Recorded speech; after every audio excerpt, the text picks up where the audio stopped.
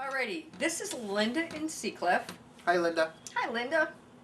What are the fundamentals of being a witch in the craft, and what does it embody?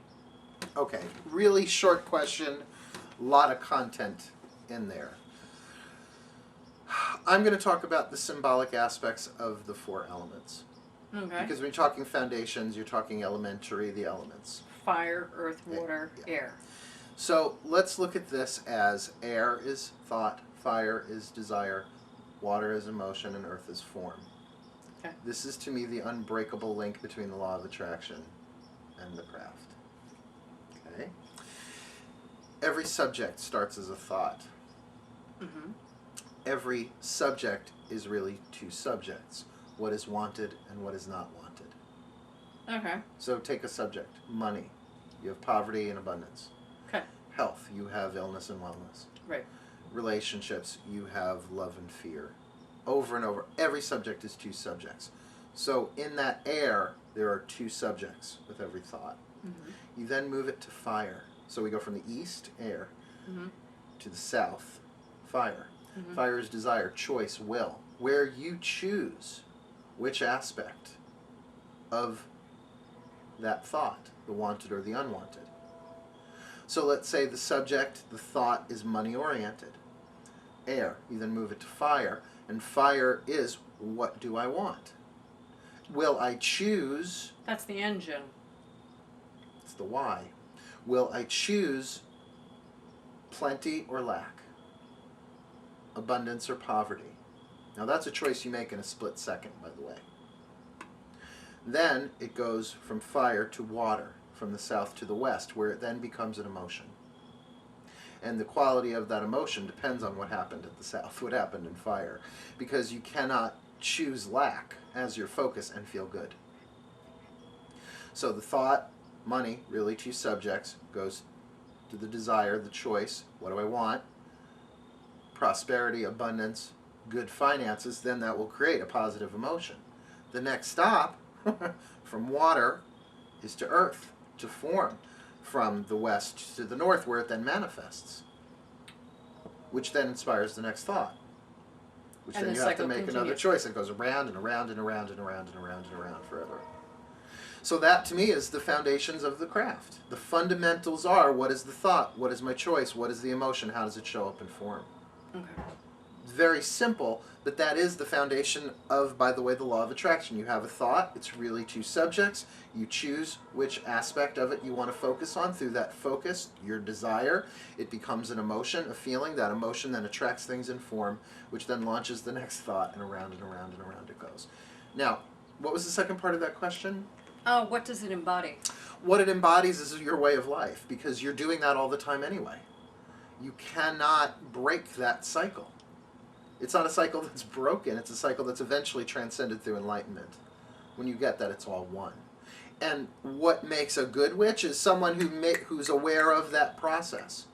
You know, I had to say to somebody today, the power of positive thinking is wonderful, but even if you're doing an hour of positive thinking and then 23 hours of crap thinking, that's not enough to shift the balance. Let me think positively for, an hour, which for most people would consider that a challenge. It's not about that. It's about being consistent throughout the day. Looking at your thoughts.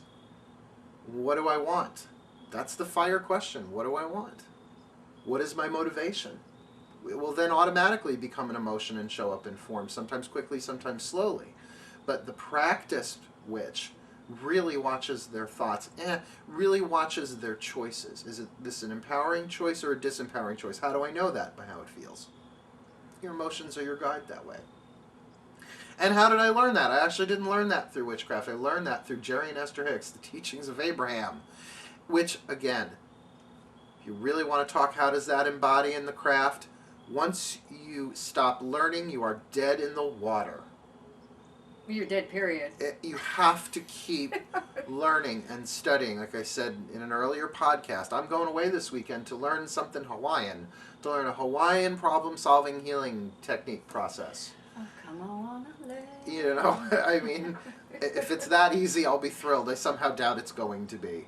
because this can be a very rigorous process that I'm going to be learning about self-responsibility. I'll and get you back in cleaning up tissues. and it could Box be of tissues. could be very, very intense, but I don't know until I'm there. But I know going into it, what's the subject? The thought is, I'm going to learn something. What do I want?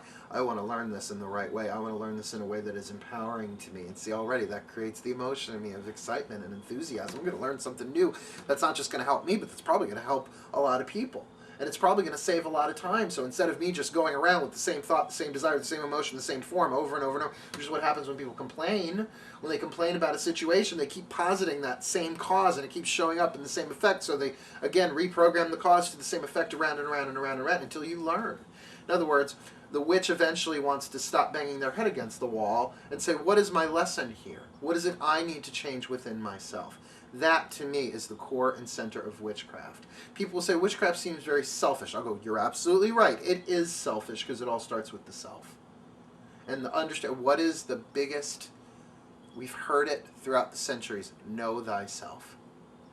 Oh, you can't really know anyone else or anything else till you know yourself. Until you know yourself, and that's an ongoing process that never stops.